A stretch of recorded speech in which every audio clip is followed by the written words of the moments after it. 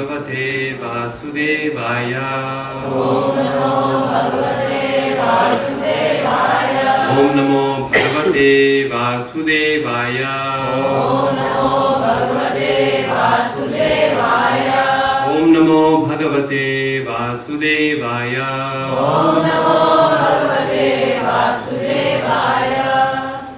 So, Hare Krishna. It's so nice to be here after 2 years. It took a lot of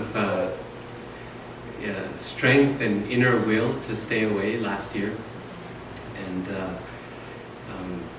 it's been a highlight each year to come here to New Jersey. And after 2 years, it seems like a really long time. So, thank you for having me back. The topic of the seminar is called Sanskrit for Scriptural Study. And the idea in the seminar, first of all, is not to teach anyone Sanskrit. This I say quite bluntly out in the front, because to study Sanskrit requires a minimum of 2 years of really consistent, intense effort.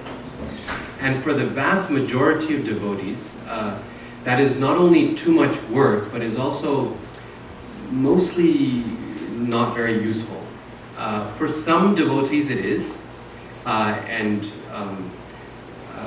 by all means I would encourage such devotees to pursue their studies, and I would be happy to help in whatever way I can.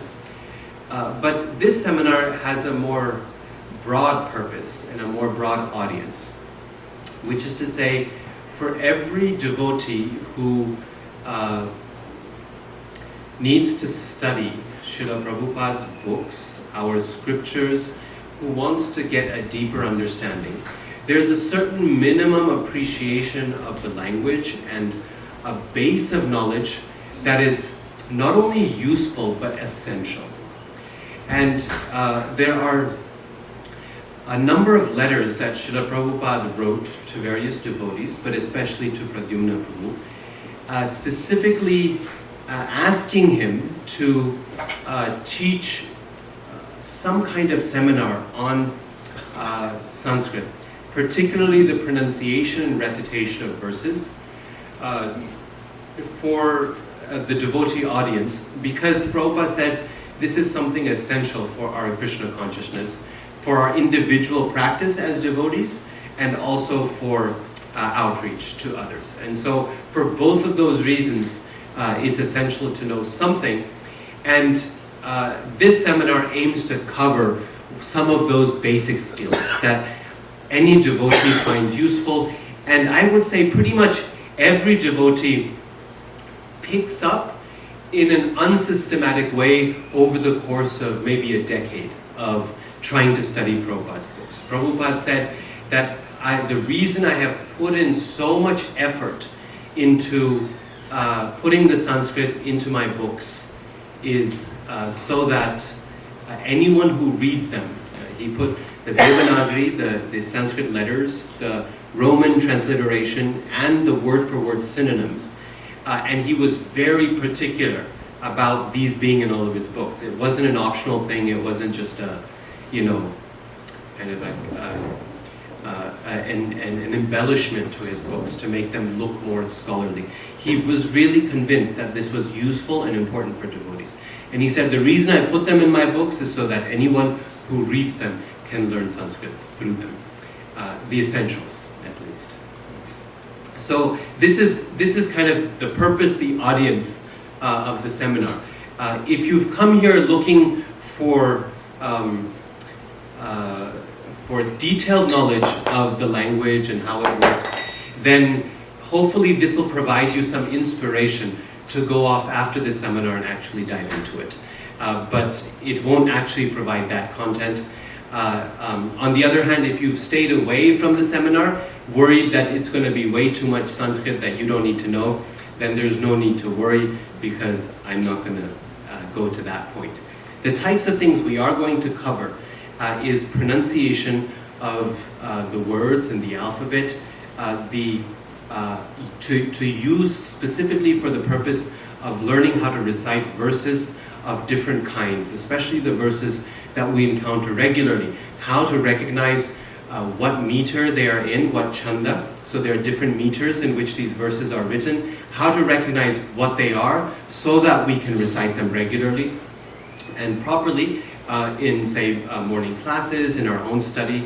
How to appreciate the depth and the beauty of the language so that when we actually study those books, we can appreciate not just the translation and the purports, but also the verses that are included there, which allow us to go very deeply into both the beauty and the meaning of the scriptures.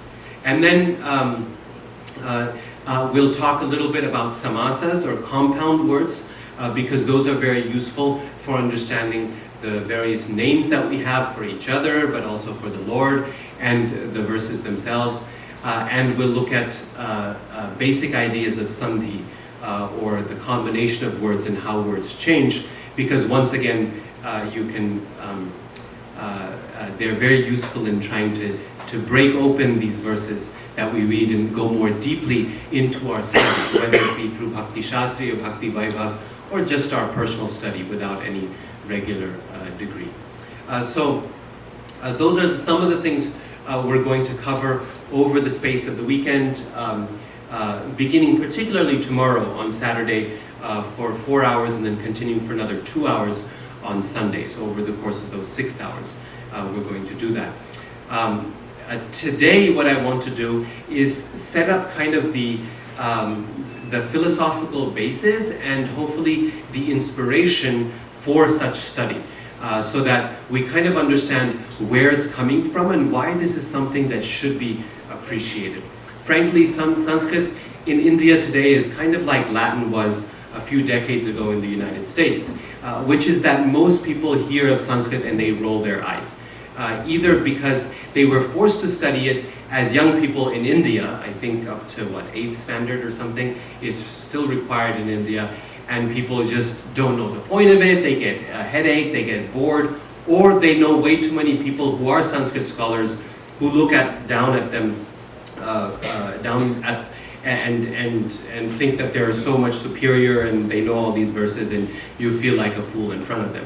So it's one way or the other. People often have a very negative impression of both the language and its purpose and meaning, and hopefully what I want to do is change that or soften that so that we see it as a resource and a great gift and a part of our heritage as devotees that we can be proud of and that we can appreciate as devotees. So that's kind of the idea for today's session is beginning that.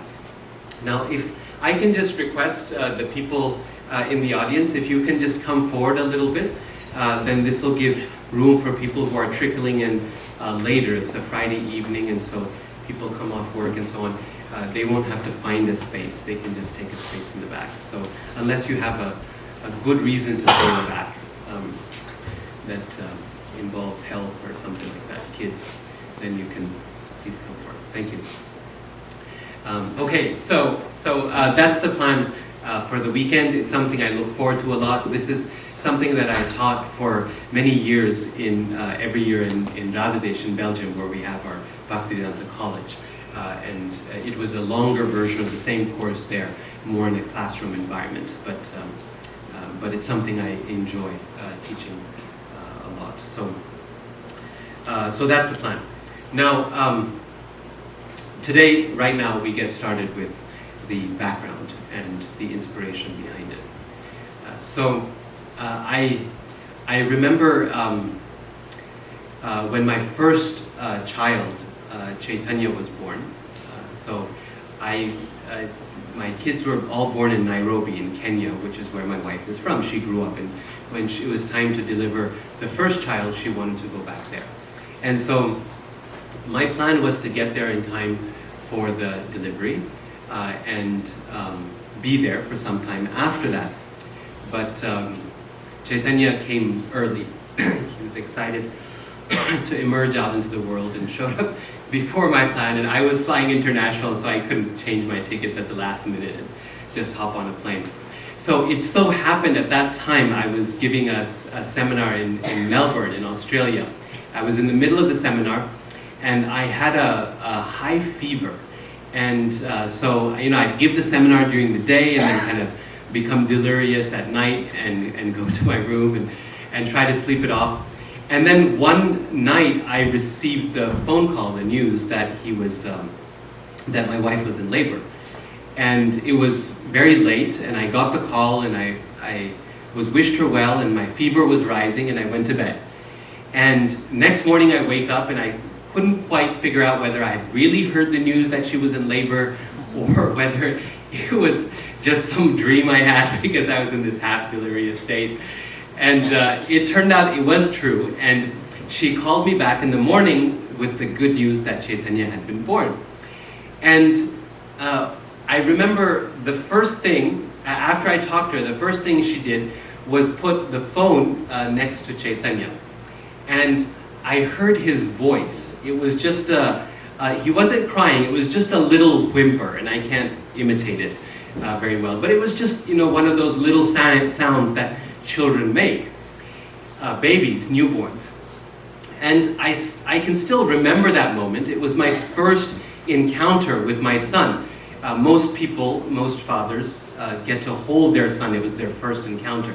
But for me, I wasn't there. It was just his voice. But it was such a powerful experience that voice I heard, it just instantly, the bonds of affection, of the tie, the knot in the heart that Bhagavatam speaks about, it was just there. It was just tight. And it's just, all of a sudden I felt this is my son, and I knew him, right? Just that small little whimper. And it was a very kind of emotional and very moving moment that I had. The first encounter with my first child. Now, the point being is that sound is a very powerful element in this world, right? When a child is born for the first time, when he emerges or she emerges, the child already knows its mother. It recognizes, they've done studies of this, that little boy or girl recognizes their mother instantly. And the reason they recognize their mother is not because she's familiar in terms of looks, because they've never seen the mother before. The way they recognize the mother is through her sound, through her voice. Because for 9 months, they've been listening to her voice. Whether she talks to the baby or not doesn't actually make a difference, because the child is hearing its mother constantly. And as soon as the child comes out, the mother's voice is so familiar and so soothing that all of a sudden that bond is clear. It's already made. It doesn't need to be created. And with others around, with the father also, they've done studies that if the father is regularly present during the pregnancy, the child recognizes the father and is visibly calmed and appreciates that presence. There was a parent I knew who used to watch TV constantly during pregnancy. And when the child was born, the only sound that would calm and soothe the baby was the sound of the television. Because that was the sound that he had grown up or spent 9 months in the womb listening to, right? So the point being that sound is very, very powerful. It's our primal sense. It's our first sense. And babies have very bad vision. I'm sure you know this. They have very bad vision when they're first born. They can barely see much beyond the actual face of the mother, and that too very hazy. And so sound is really part of their environment. It's the one thing, is the sense that they possess and they have even before they're born. They can't taste anything, they can't smell anything, they can't see anything, but they've got sound, and that sound is very, very important. In terms of the creation of this world, the Bhagavatam tells us, in the same way sound is the first element, first physical element that's created. After mind, intelligence, the ego, and the whole complicated Sankhya system, the first real thing that we can recognize that's tangible to us is sound, is the presence of sound. Sound and sky come together, and they're the first element of physicality within this world. Firstborn, right? the seed, the lotus flower comes from Vishnu's navel, and he's born atop that. And can he see anything around him? No, he can't. Can he perceive, can he feel or touch anything? No, practically not. He goes down the stem looking for his source, his origin, and fails, right? Essentially, he's using his sense of sight and his sense of touch to find his origin, and he fails. He cannot. But his first moment of light after being born is what? When he hears the words, the syllables, dapa, which is a two-syllable order. It's an injunction, it's an imperative word, which means perform austerity. We need two words in English, but dapa in Sanskrit means perform austerity, do austerity. And that word, and he knows what to do. It's his birth. It's his initiation, so to speak. And from that, then, he starts to hear other sounds after austerity. The sound of Krishna's flute, the sound of the syllable Om, and ultimately the sound of the Vedas. Tene Brahma Hridaya Adi Kavaye. Through the heart, Krishna gives the sound of the Vedas. The point being that sound is crucial. And according to the Vedic idea of creation, sound is not, language particularly, meaningful sound, that is not a product of creation. It is an ingredient of creation. Language is required for creation to happen. The reason for that is because intelligence is required for creation to take place. Right? This is something that we all understand because pretty much everyone here is an experienced devotee. And you know that the fundamental principle of creation in the Vedas is that intelligence came first, that there was an intelligent being.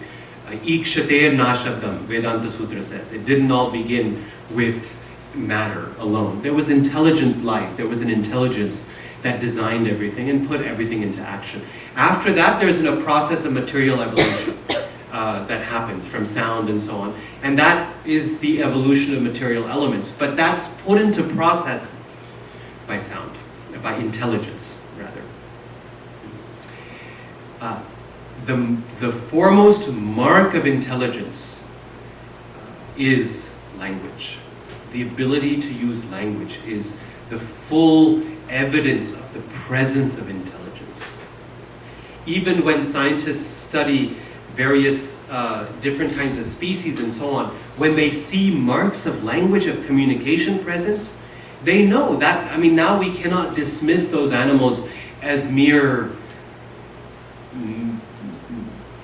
products of matter. We can't dismiss them as mere objects of exploitation. We have to recognize those chimps and those whales and those elephants as being real creatures capable of showing intelligence, because there's signs of communication that are so obviously present in the way that whales and chimps and parakeets and all these other forms of animals communicate with each other in their own manners of language, right? So language is, for the Vedas, an essential requirement for creation to happen.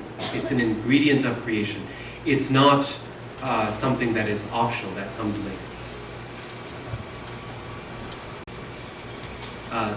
And so you can't, according to the Vedic idea, you can't say that it was all, grunts and gagis and gugus, and then at some point people discovered how to say something.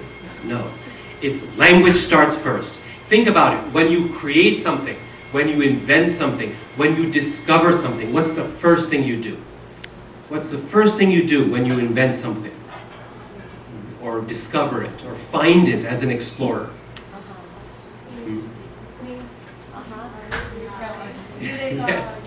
Yes, but in the systematic process, you discover something. You go to a place that no one has ever been to before. Say you're an explorer. What's the first thing you do?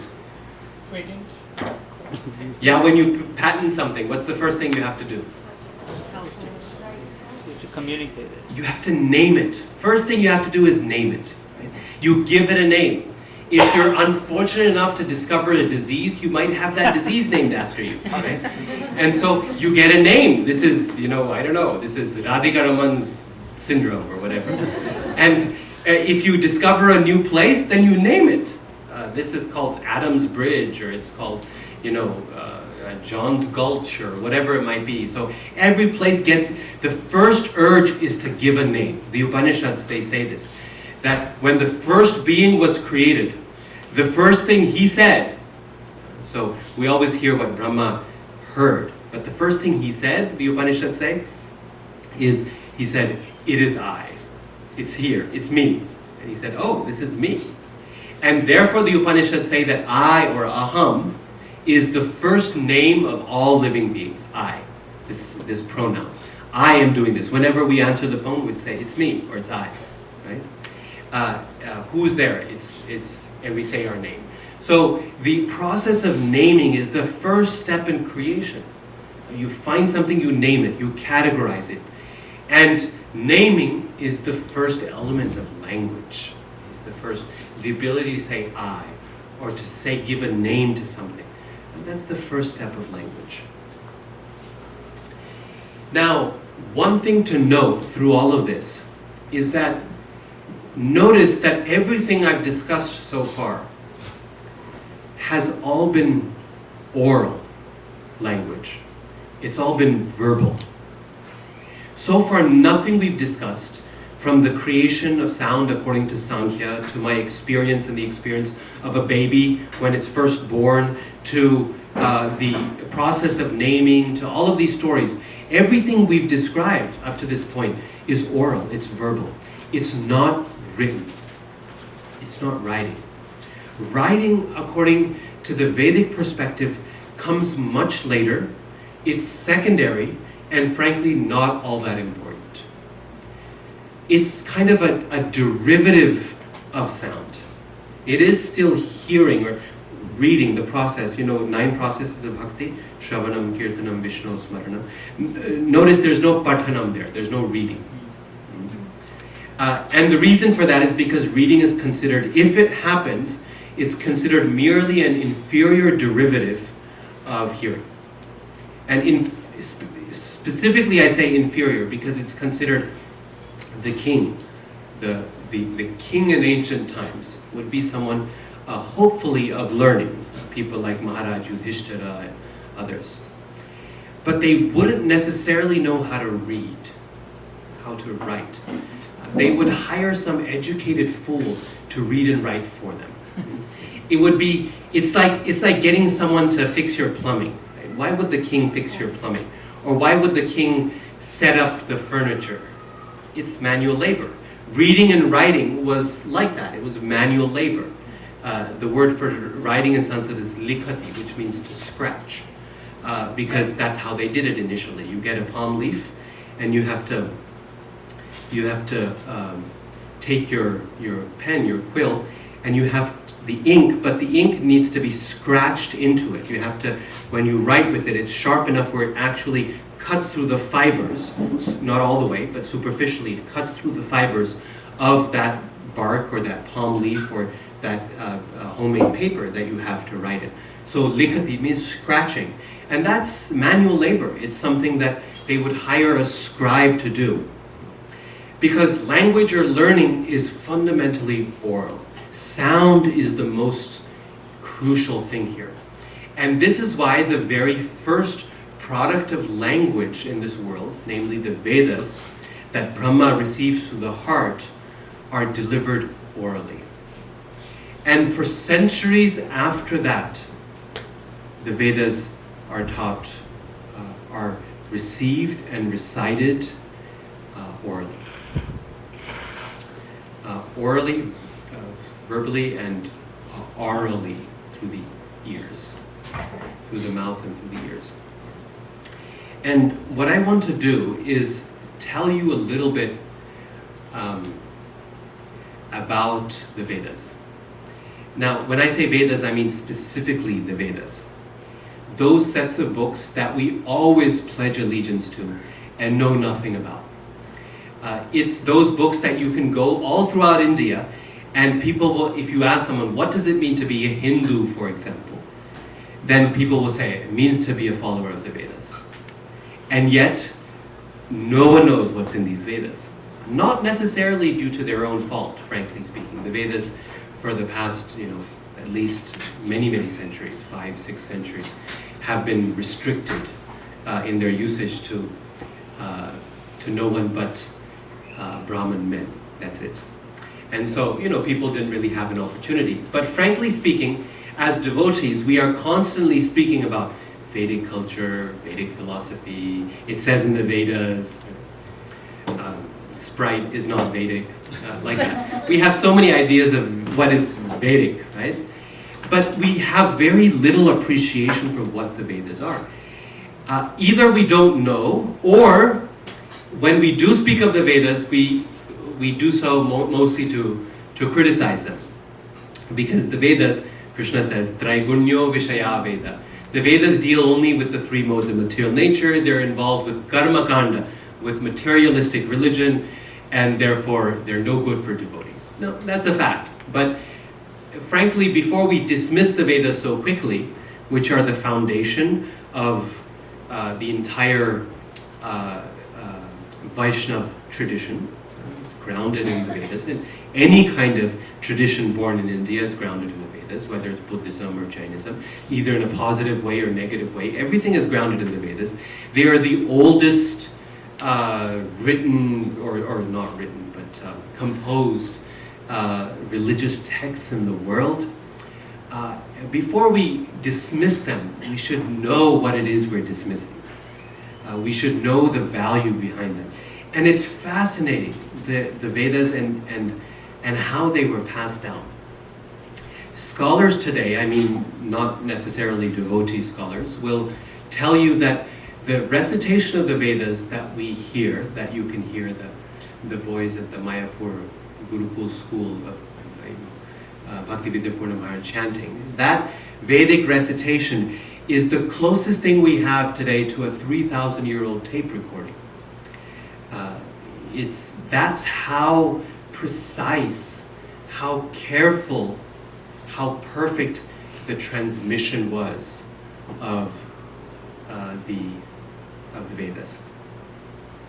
When we think of oral transmission, oral conveyance of anything, we tend to think of things as being really like rumor, wishy-washy and constantly in flux and not very dependable.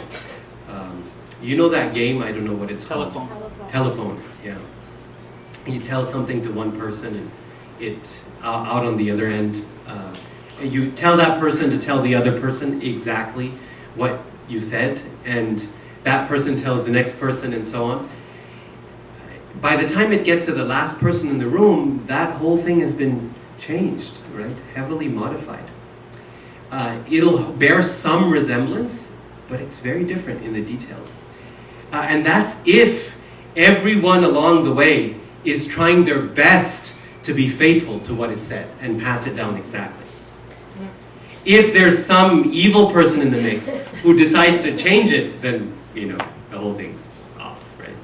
All bets are off. So we tend to think of oral transmission like that, unreliable, not very helpful, but there's a different mode to oral transmission that the Vedas were done with. That was more reliable than writing was or ever will be. You see, writing is actually a highly unreliable mode of transmission. We think that if we write something down, now I'll remember it, it's stable. If it's published as a book, now it's safe. But writing is actually a really unstable form of transmission, especially before the arrival of the printing press. Think about this. Before the printing press was invented, how would you get a copy of a book? If you wanted, a copy of Bhagavad Gita as it is, what would you do? What was your option? To manually copy it. You would have to sit there and manually copy the book, right?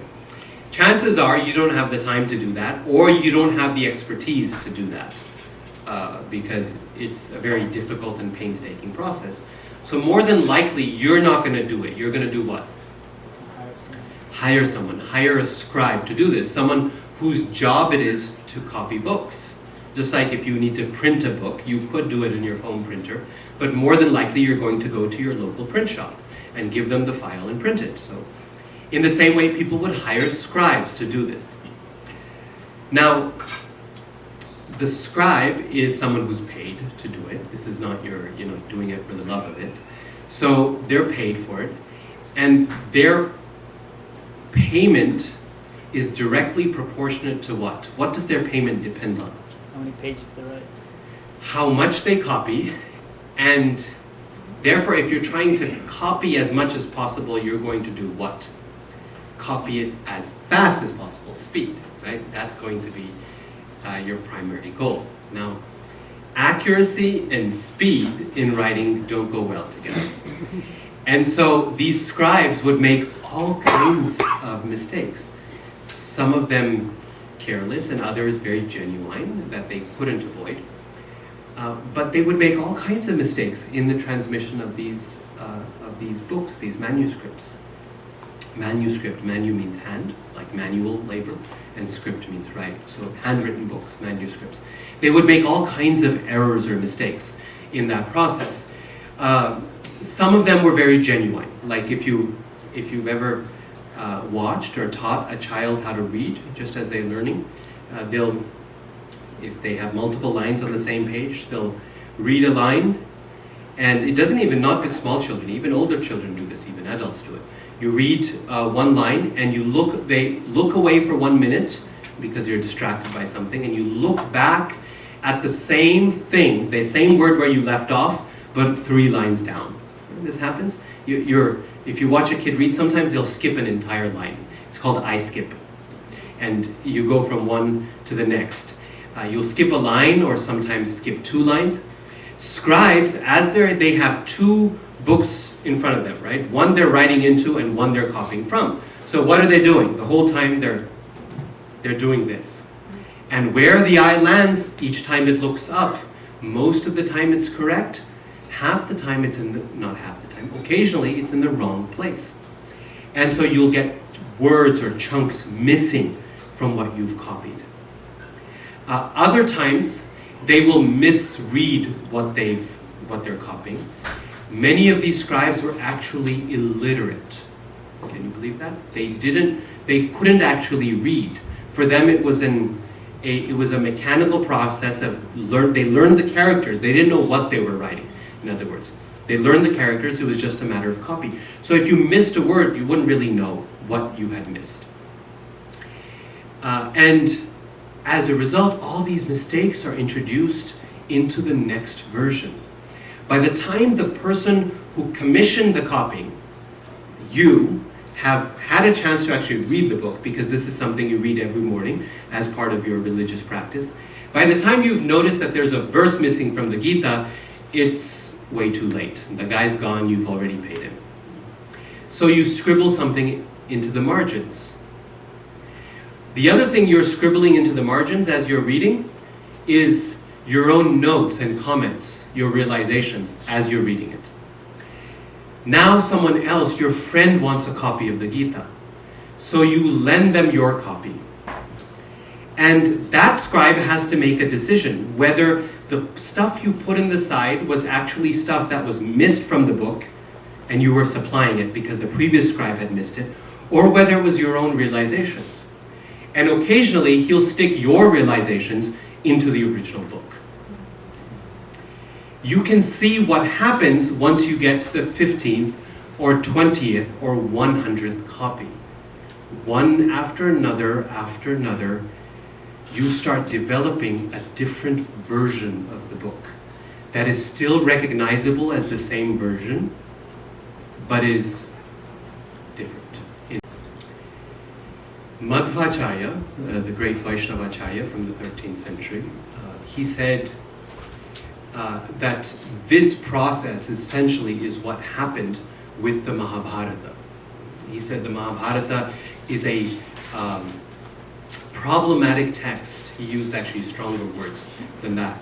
He said it's a problematic text because we do not know what is authentic in the Mahabharata.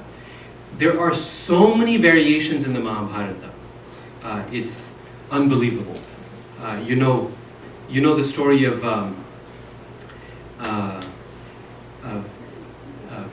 Satyavati and Parashara Muni, how Vyasadeva was born. Basically, Parashara Muni is crossing the river, Satyavati is the boat lady, and he sees her on the boat, is totally attracted to her, and they have a child together, and that child is Vyasadeva. Now, this is the North Indian version of the story, in the North Indian Mahabharata. The South Indian Mahabharata is significantly different. And South Indians are apparently very disturbed by the fact that Vyasadeva, the author of the Vedas, the compiler of the Vedas, could have been born out of wedlock, an illegitimate child. So instead what happens in that version is when he's attracted to her, they stop in an island in the middle of the Ganga, and all the devas come down, the demigods, and they perform a wedding ceremony for them all together. After they're married, then they have the act, then the child is born, and then the marriage is annulled after that. So it's a temporary marriage, just so Vyasadeva is born in a properly wed household, even if it's temporary. There are many, many variations like that, and things that contradict the Bhagavatam in significant ways.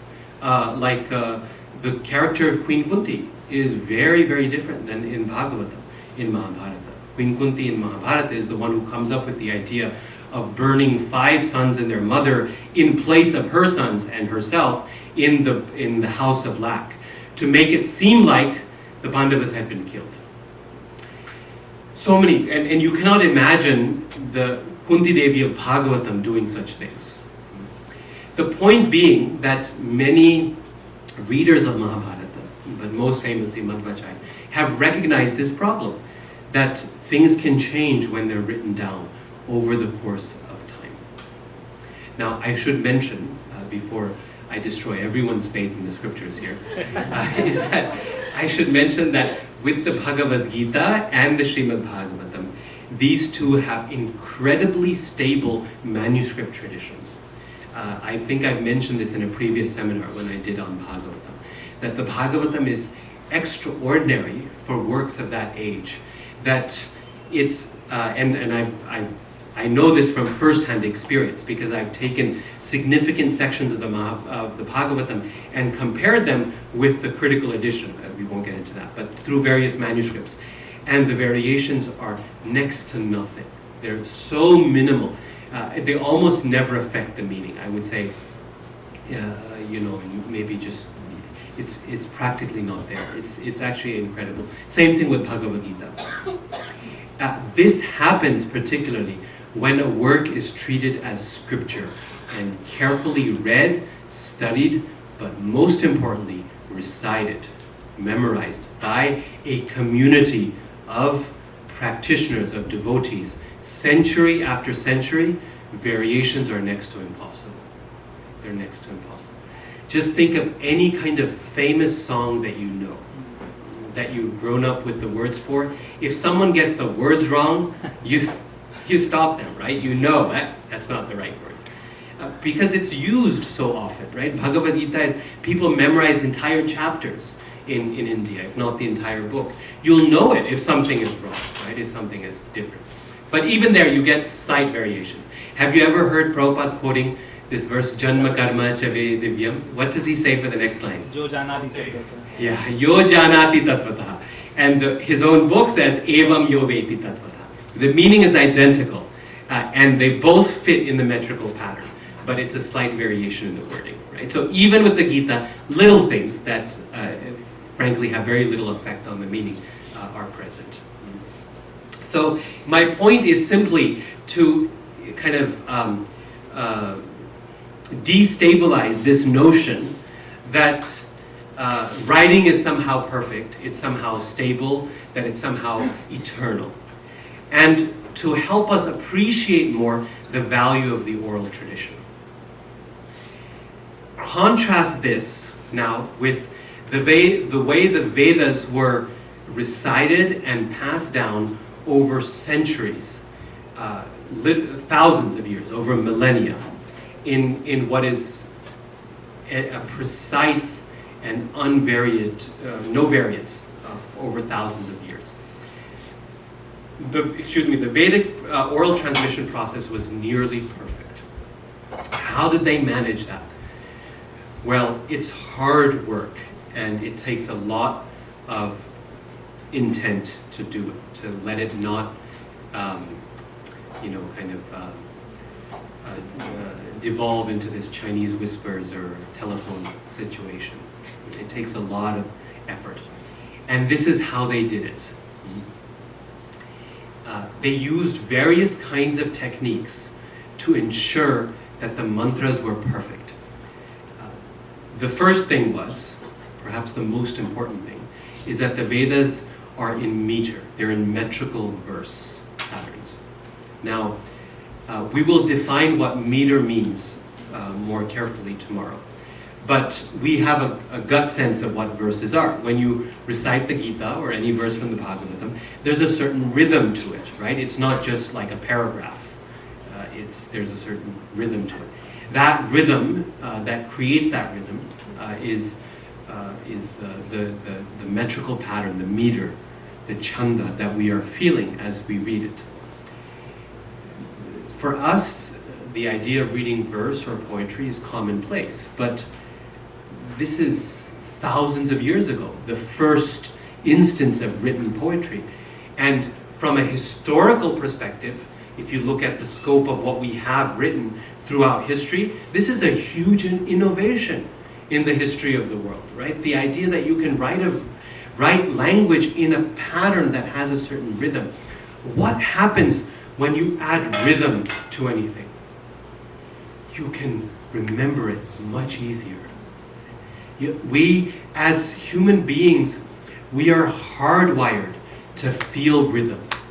If you listen to a good beat, you can't help but tap to it. You can't help but feel it in your system, right? And if it has a good beat, you are much more likely to remember the words to it as well. There's just no question about that. So, metrical pattern helped in memorization. It's so much easier to memorize his verses from Bhagavad Gita than it is if I were to give you just 3 lines of straight Sanskrit. Trying to memorize a paragraph from a textbook, nearly impossible to do. But the lyrics to a good song with a good beat to it, easy to memorize. How many Hindi filmy songs do we have piled up in our brain? Songs that we may not even want in our head, but they're there. We can't get rid of them. Why? Because at some point we got it with the rhythm and with melody, with tone. Vedic Sanskrit had pitch to it. It had tones to it. You've heard the Vedic chanting before, right? By the Gurukulis or by a CD or by someone doing yajna. It always has this certain tone to it. Om Sahasrashesha Purusha Sahasraksha Sahasrabhan, right? That has that tonal quality. That tonal quality is not just tradition. It's not just to look sophisticated. It's not just to make it difficult. It's actually required in the language. Vedic Sanskrit is a tonal language. That is, every syllable has a particular tone to it. It has an intonation. A high, low, or middle. Udatta, anudatta, or swarita. 3 different pitches. And every syllable, sahasrashirsha, where you go, whether you go or you go is determined. It's not optional. And to get the wrong intonation actually changes the meaning of the word. It's at best mispronunciation, at worst it changes the meaning itself. You've all heard Chinese being spoken, right? know the sing-song equality that Chinese has, why it's so easy for people to make fun of, right? Because it has this sound to it that goes up and down, right? And yeah, everyone laughs. The point is that Chinese is an intoned language, just like Sanskrit used to be. Whether you go or you go it changes the meaning of the word. And you can make a real fool of yourself by getting the wrong tone. Sanskrit, classical Sanskrit, that is, by the time of the Bhagavad Gita, has lost its quality of intonation. It doesn't have pitches. But in the Vedic times, tone was present. 3 tones. Of all the different Vedas, there are 4 of them. Rig, Yajur, Sama, and Atharva Veda. Which is considered to be the most beautiful? Krishna is praised by the singers of the Sama Veda. You know why? Because Sama takes those 3 tones and it extends it to 5. And it becomes much more musical in its quality, more melodious. That 5 eventually in India gets extended to 8. And it becomes the octave. Sa, re, ga, ma, pa, da, ni, sa. Like that, the 8. And it gives birth to the rise of music in India.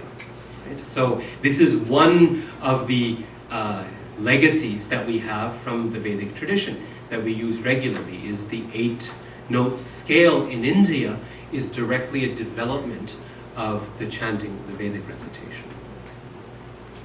So metrical verse, add to that some rudimentary melody, and the verses become much easier to remember or to memorize. It's much more difficult to forget it.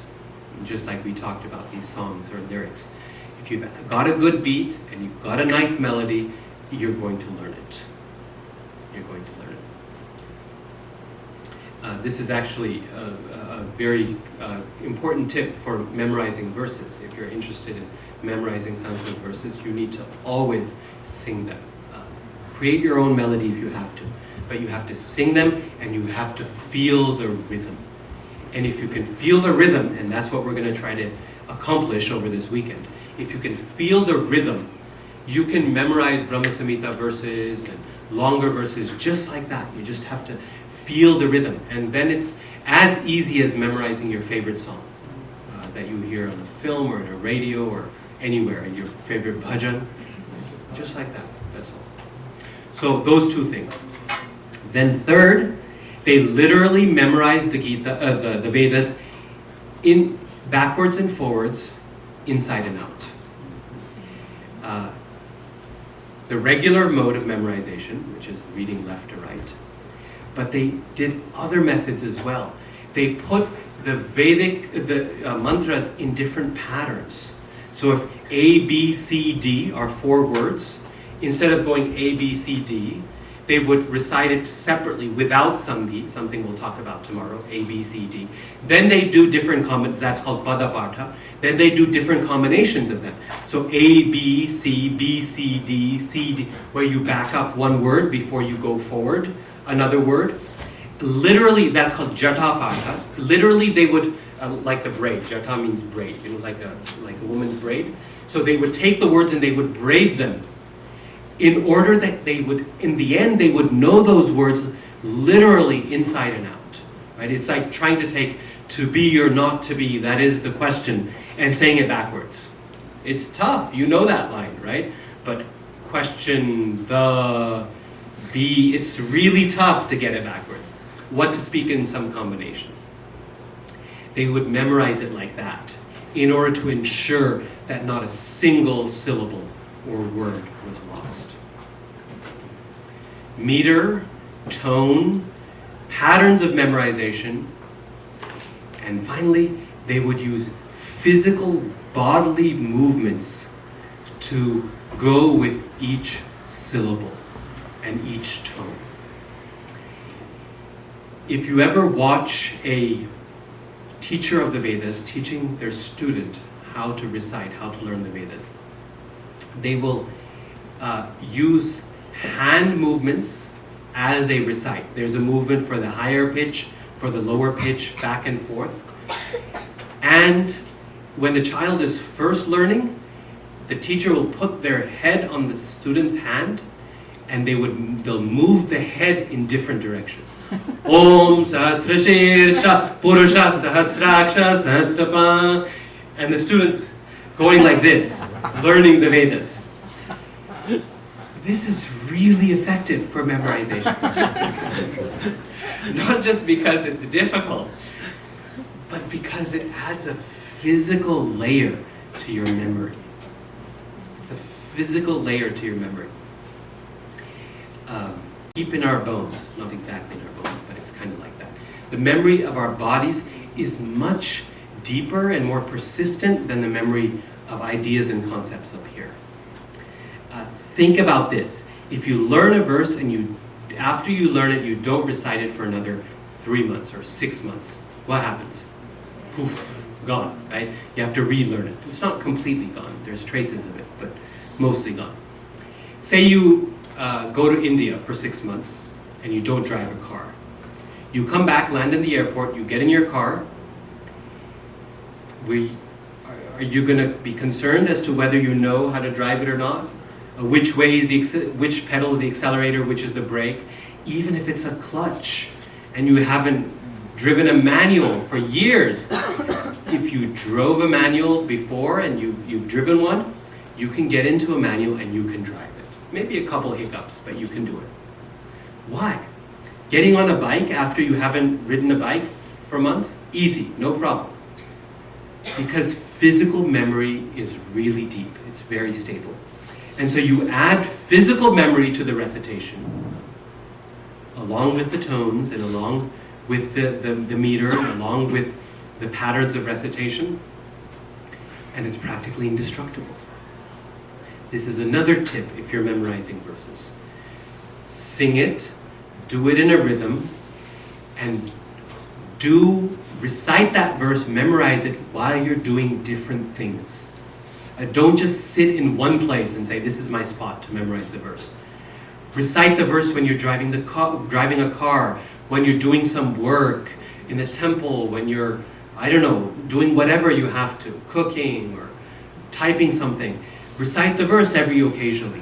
If you add different kinds of physical movement and correlate it with the sound vibration becomes stable. From a neurological point of view, you're creating different pathways to it in the brain. From the Vedic perspective, you're adding this physical memory that people have been doing for millennia in the Vedic tradition. So 4 things they would do. The 5th and final thing is that they would almost always recite the Veda in a group setting, or at least regularly recite it within a group setting. Then, when you've got 10 Brahmins all going Om Sahasrashirsha, if you are the unfortunate one person who misses a syllable, everyone's going to go, what? What's wrong with you? Go study your Veda again. And the last thing that the teacher in the Upanishads, the guru, tells the disciple, there's a very ancient graduation speech in the Upanishads. This is graduation season for universities. And I was recently asked to give the graduation speech at my university, Utah State University.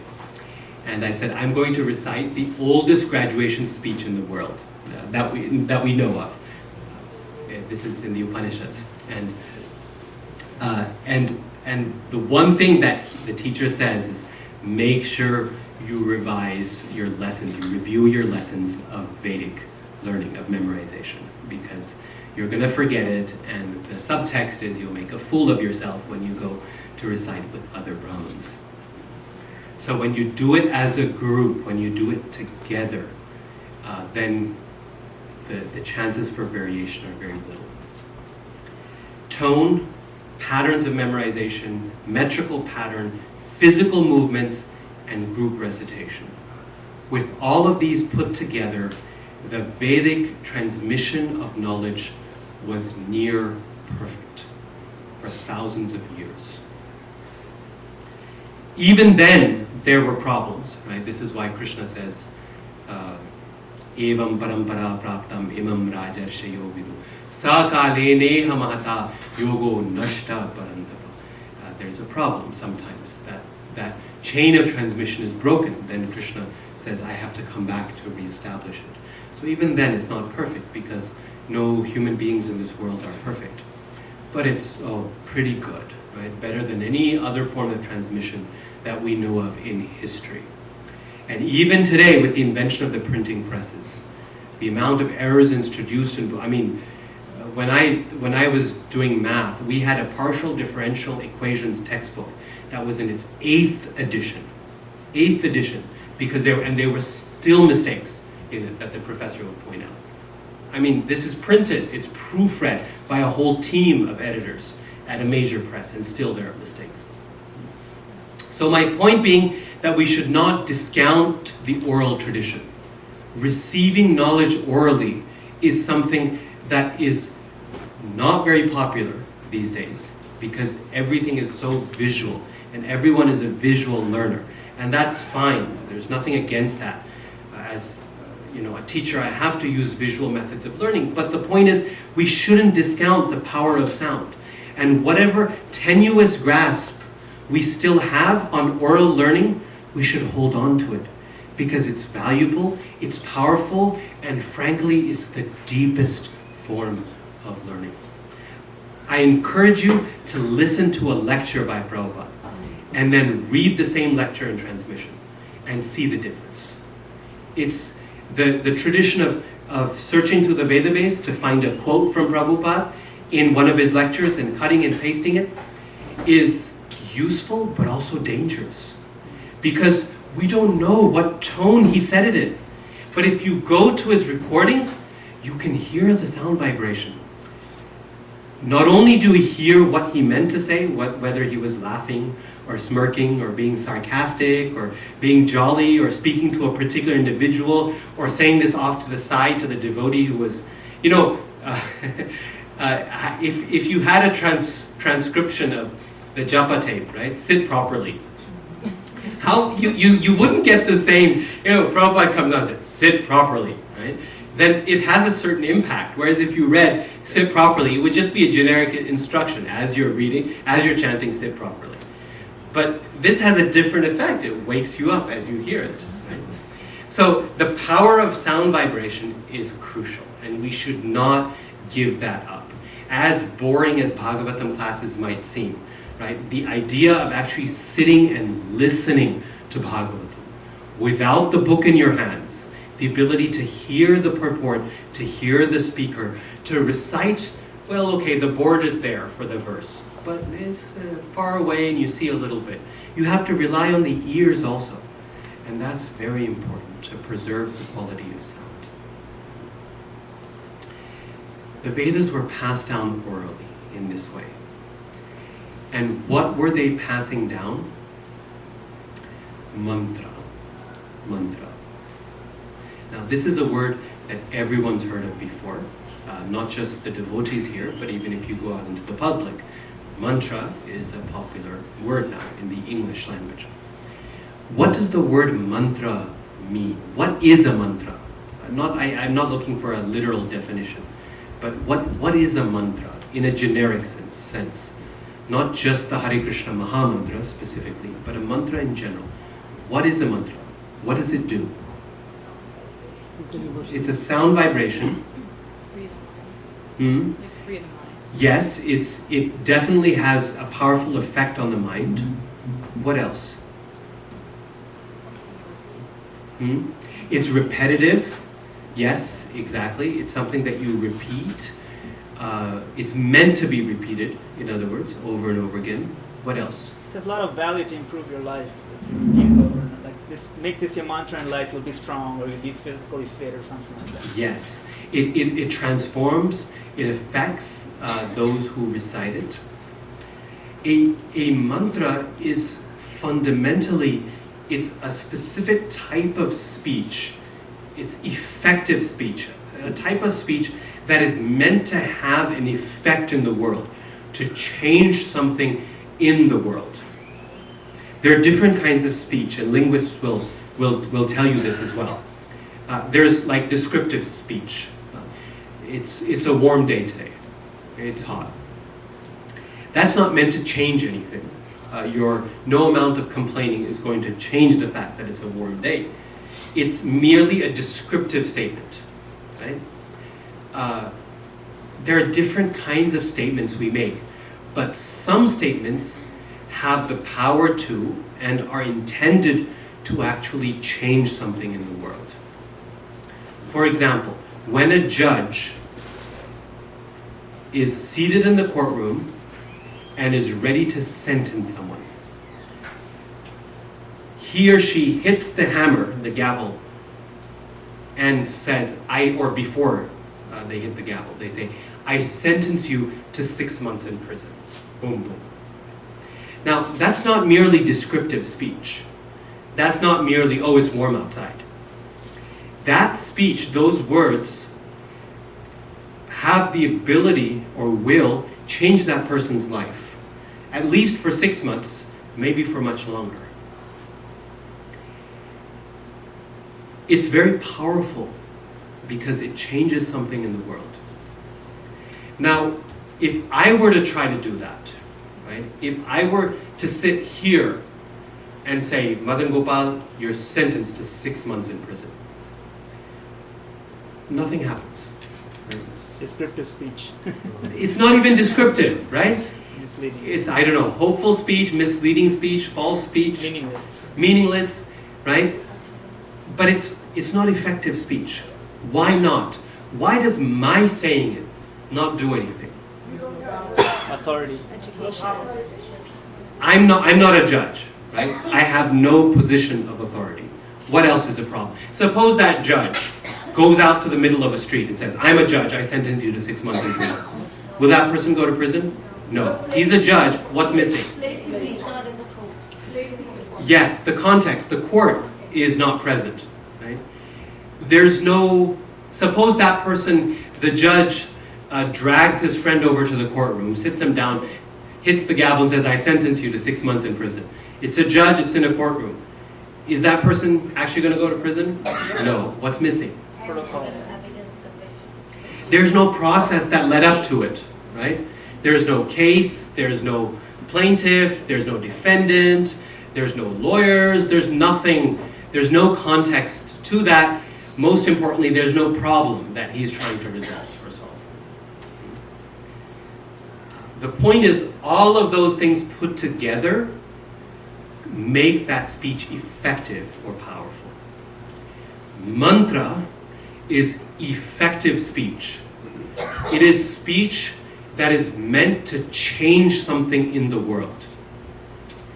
And it can change something in the world. It can free our mind, it can transform our lives, it can produce meditation. It can do things even more powerful than that. It can kill people, for example. We read in Bhagavatam of how sages chanted mantras and poof, people were dead, like that. Right? It can do very big things. It can invoke the Brahmastra by a warrior. Sound is very powerful. We've already talked about that. Mantras are effective speech. But like any other form of effective speech, it needs context. It needs a proper environment. Who is chanting it needs to have proper qualification. That person has to be qualified to chant that mantra, has to be given that mantle of authority, just like a judge. The context in which you chant that mantra is very important. You cannot chant mantras fresh out of bed, except for mantras that are meant to be chanted fresh out of bed. But you can't. You have to be bathed and you have to be properly clean. You have to be in a clean space. Your mind has to be focused. You have to be qualified. You have to be initiated in order to chant those mantras. The Gayatri mantra, for example, is randomly chanted as the mantra of Hinduism on loudspeakers everywhere. But the reality is, such chanting of mantras at best is useless. At worst, it's dangerous. We'll see examples of why it can be dangerous tomorrow when we talk about actual practice. But at best, it's useless. Why? Because it's that judge going around in the middle of on the street going, I sentence you. Or it's me going around and saying, I sentence you. Is the person who's reciting qualified? Is the listener qualified? Are they doing it in a pure physical state? Are they doing it in a pure mental state? Have the proper rituals been done before it? All of that, if it's done just right, the mantra is hugely powerful. It's essentially, to use another metaphor, it's a spiritual technology. And like any technology, it needs to be deployed with great care. A Hobart mixer in the kitchen is, or an automatic cutter for vegetables, is really powerful and very useful. But only when used properly, right? If you stick your hand in it, it's dangerous. It's very, very bad. So any technology is like that, right? When properly used, it's effective, it's useful, it's even good. And when not, it's not. So the same thing is true with mantras. Now, this is, on a side note, this is the thing that makes the Hare Krishna Mahamantra so powerful and so special. When we hear Nam Nam Akari Bahudha Nija Sarva Shaktis Tatrarpita Niyamita Smarane Nakala. We take that for granted. We can chant any place, any time. But we have to remember just how big of a deal this is. How much of a concession we're getting here. Because any other mantra, if you do Niyamita Smarane Nakala, if a Brahman, an initiated devotee, second initiated, tries to chant the Gayatri mantra, Niyamita Smarane Nakala, it's really bad. It's offensive to the Gayatri. Right? It's a Vedic mantra that should not be chanted like that. Practically any other mantra, the fact that we get the Hare Krishna Mahamantra, Krishna's names, Niyamita Smarane Nakala, without attention to Niyama and Kala, to time and rules and regulations, that's a radical thing. It's a huge concession and a very big deal. It's like saying you can be the judge and sentence anyone, anytime, any place. You can go around chanting Hare Krishna in public and people's lives will be transformed. Right? That's a big deal. Right? And we see why it's so unusual if we understand what the Vedic tradition was and how different it is from the Vedic context.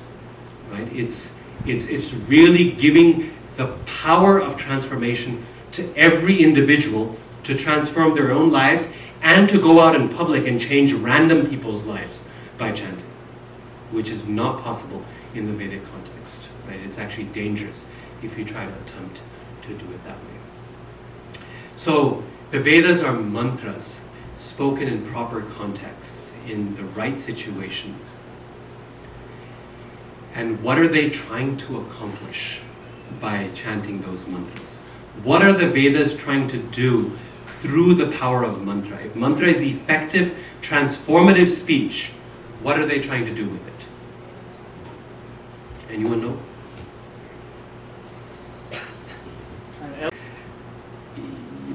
Actually, the Vedas are not yet concerned with that. By the Upanishads' time, yes. With the Upanishads, they are. Those mantras are concerned with that. The Vedas are not concerned with transcendence as yet. What are they concerned with? Change of life. What kind of change of life?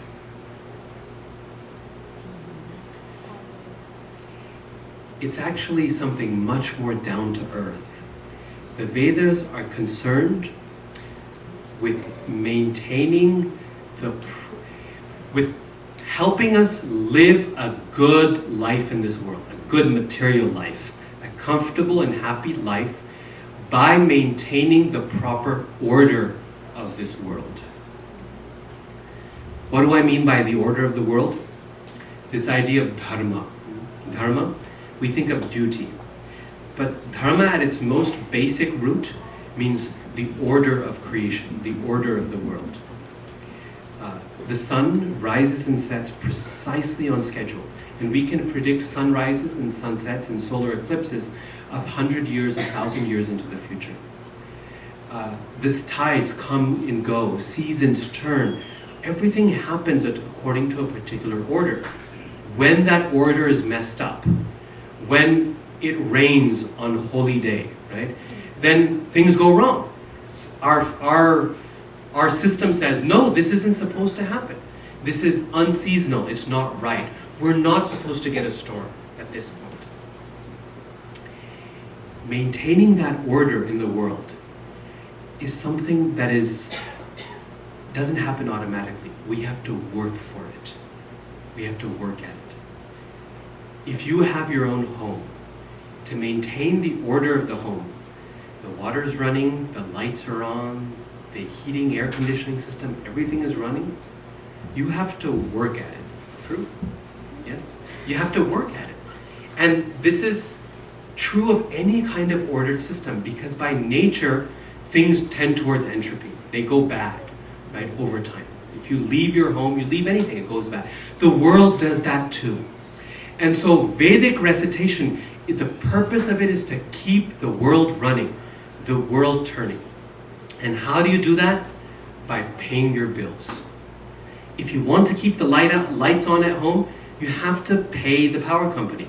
And before the days of automatic debit from your bank account, you had to write a check, put it in an envelope, lick a stamp, and mail it out. And that simple act ensured that the lights would stay on. So Krishna, in the 3rd chapter of Bhagavad Gita, he says, in this way, by cooperation between men and demigods, you sacrifice to them and they keep the lights on for you. The sun shining, the rain falling as and when it's needed. Not too much, not too little. The winds are blowing. All those natural elements kept going. They keep those things going, and you offer sacrifices and pay the bills. The most important element of that sacrifice, in the Vedic times, a householder was required to do daily yajna, daily sacrifice, in order to keep the world running. Your own life, no doubt, your own comfort, your families, but also more broadly speaking, the world, your village, your community, the whole world. The rain would not fall. This is why he was doing, Nanda Maharaj was doing Indra Yajna. Right? It wasn't a foolish activity. There was something more advanced to it, but it wasn't foolish. It was required. Even according to Gita, it's required. How many of us do those daily yajnas today? Every day. How many of us do that yajna, that payment? The most important element of offering yajna is what? Just after that verse in 3rd chapter where Krishna says, in this way, by offering sacrifices to the devas, by cooperation between men and demigods, there will be prosperity for all. He explains the most important means of doing it. What comes right after that, which we quote pretty often? The most important means of doing that, Krishna says, is what? Yes. Yajna shishtasana santo muchyante sarvakil vishay bhunjate te tvagam papa ye pachanti atmata. Krishna says we have to. Ishtan bhogan hivo deva. He says we have to offer our food in sacrifice and then eat it. In other words, our offering of food to Krishna is hopefully an act of devotion. Krishna, this is yours. But even if you don't love Krishna, it's basic payment of your dues. It's basic payment of your sacrificial obligations. The Vedic sacrifice is a microcosm that will affect the macrocosm, which means the Vedic yajna is the small space, it's the model. And anything you do in the model, you offer the food into the small space, it affects the grander scheme of things. Your altar, you can offer to Krishna. Krishna is just yay big on your altar, right? Or this small on your altar. But he's the same Krishna. Right? It's a micro version of the macro. The Vedic yajna, the sacrificial arena, is a model of the universe. And the Vedic Brahman, by offering that into the sacrifice, is feeding all the devas and all the demigods, giving their dues. It sounds like magic, but it's not. It's a spiritual technology. Just like that checkbook, in the days where we used to write checks, that checkbook is a microcosm. Right? When you spill ink, when you offer that ink into that little piece of paper and mail it out, someone who doesn't know is going to look at it and go, what are you doing? That piece of paper with a few letters written on it is supposed to keep your lights on? How does that work? But we know. I mean, you could go to the actual powerhouse and pay your dues there, but we don't do that. We offer it into the little model, into the microcosm, into the conduit, and that takes it to the world and keeps our lights on. In the same way, the Vedic sacrificial arena, our home altar, or the pot in which we're doing the chonk, that is all the microcosm into which we're offering our daily offerings.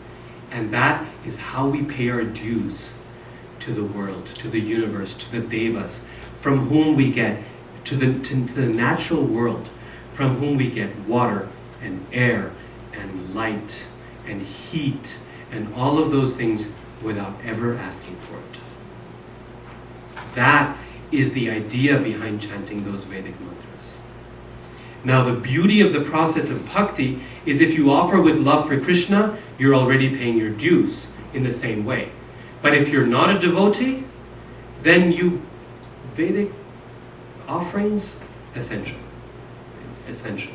Every householder is required to feed everyone around. The animals, the birds, the ants, everyone needs to get their fair share. Otherwise, you're not paying your bills, and the lights will be turned off, or the rains will come so heavy we won't be able to handle it, like happened to the people of Vrindavan.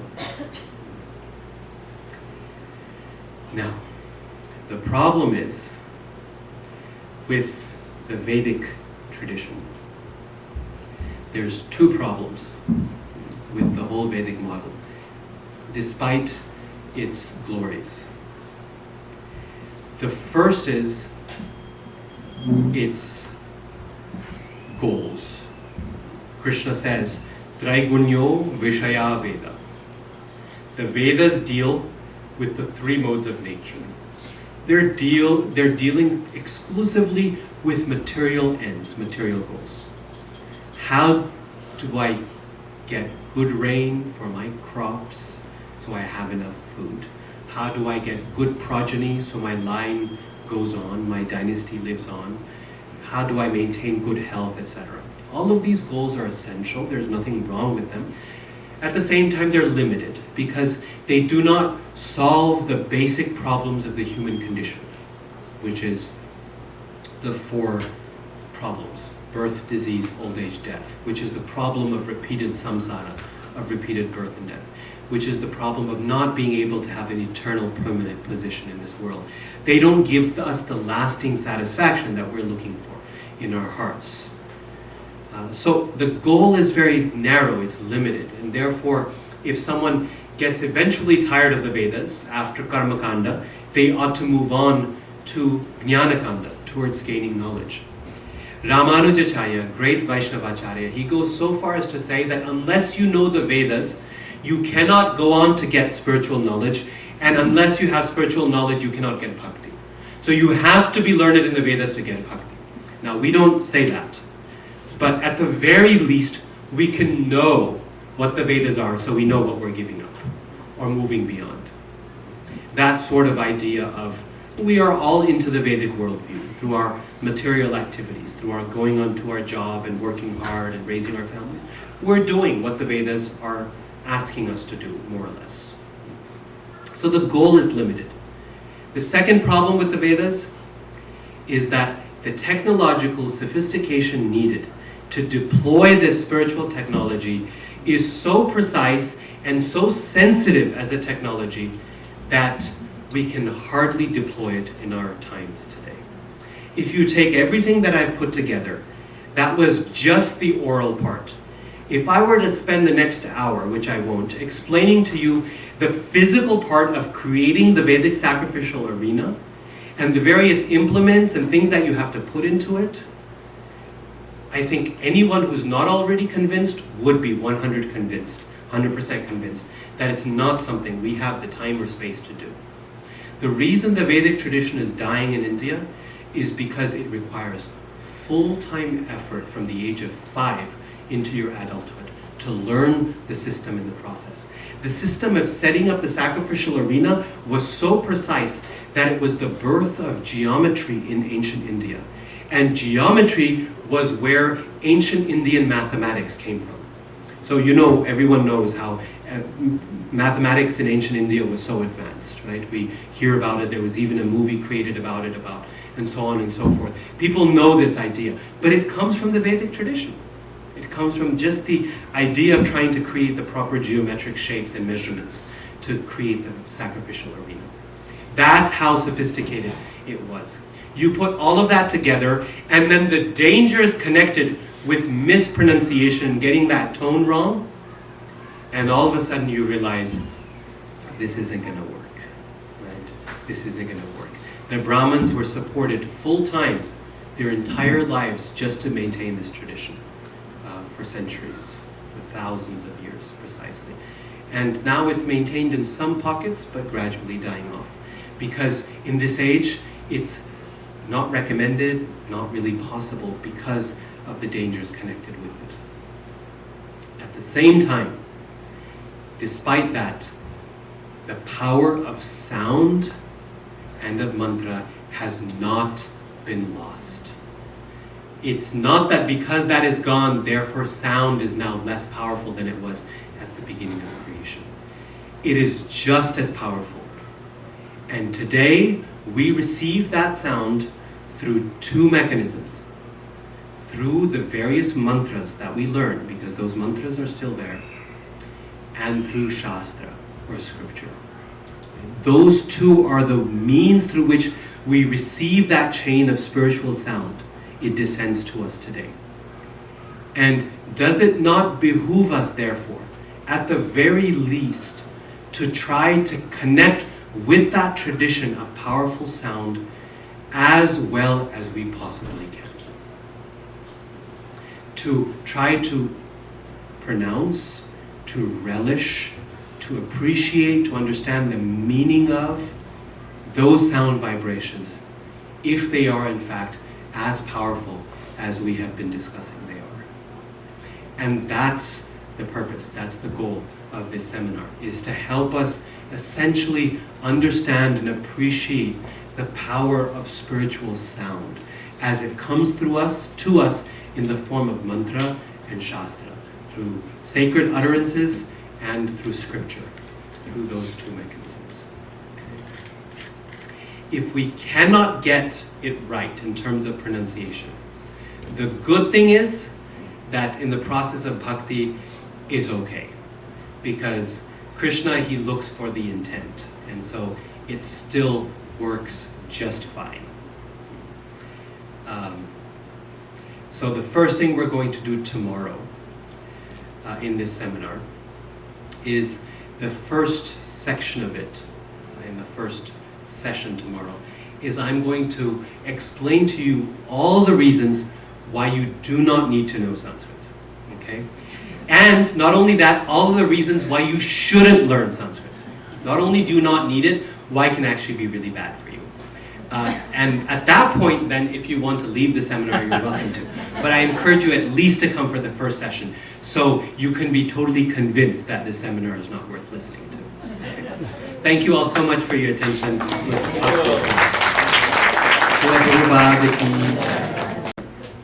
and Bhagavad Gita are the only two scriptures which are not comparatively over here, right? What is the reason behind it? Because in the Vedic tradition, practically, all the Vedas were recited in this. What's differentiating? Even Bhagavad Gita is part of the Mahabharata. Yes. Then why those 700 verses never changed? Yes. So the question is, why Bhagavad Gita and Bhagavatam only? I'm sorry if I gave that impression, but it's not only those two. There are other works that have also been preserved very well. The Vedas, for example, the four Vedas, Rig, Yajur, Sam, and Atharva, have been preserved very well. The Upanishads have been preserved very well. So there's a lot of works. The main counterexample I was giving was of the Mahabharata, which is kind of on the opposite side. It's the poster child for the problems with transmission. But a lot of these works were very reliably transmitted.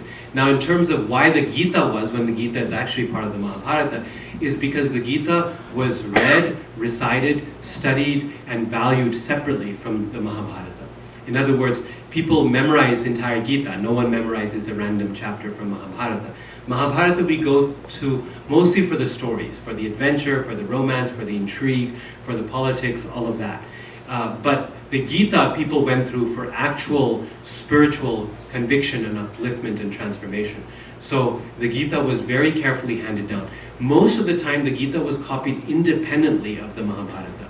It's one of the most widely copied works in all of India, and one of the most widely commented works in all of India as well. And when you have commentaries, then works don't change very much, because commentators, when you're writing a tika, you're careful about every word, just like Prabhupada's Gita as it is, right? He's got a word for word synonym for every word. So he's very careful about that, because he's trying to present it as a commentator, as he's giving the purport of Bhagavad Gita. So if you don't know what the words are, how are you going to give a purport to it? So the more times a work is commented upon, the more reliable it will be. So it depends on use and commentaries and the number of times it's copied, and on all of those levels the Gita and the Bhagavatam are way up there. The Bhagavatam is one of the most frequently commented upon works in all of Sanskrit literature. There are something like 90 commentaries on Bhagavatam, of which more than half have been lost. But we know of them because other people make reference to commentaries. Jiva Goswami makes references to several commentaries on Bhagavatam that we don't have access to, that are lost altogether to us. So, but the point is, the Bhagavatam has been commented upon repeatedly, again and again, for hundreds and hundreds of years. So these things make a manuscript tradition very stable and very reliable. So they weren't transmitted exactly like the Vedas were, but nevertheless they were they're valued very highly by communities of devotees. Does that make sense? When you have so many commentaries on these scriptures, right? Yes. And people usually try to understand the scriptures based on the commentaries themselves lead to different interpretations and different understandings, right? Which then reflect on the original scripture. Yes, so the commentaries, it's a good point. The commentaries lead to many different understandings of that scripture, but there is broad consensus on the actual words of the scripture, right? That's what you get, which is stable and which is helpful. So I can say Janma Karma Chame Divya means this, and someone else can say no, it means that. But everyone agrees that those are the actual words, and you have to start with that basis. If you can't agree with what the actual words are, then the whole thing is hopeless, right? It's more or less a big problem. So that's the benefit of commentaries. The problem, of course, is that there are so many different meanings and interpretations, and so then one has to wade their way through that. But essentially, this is the point here is that parampara becomes essential for actually preserving the work.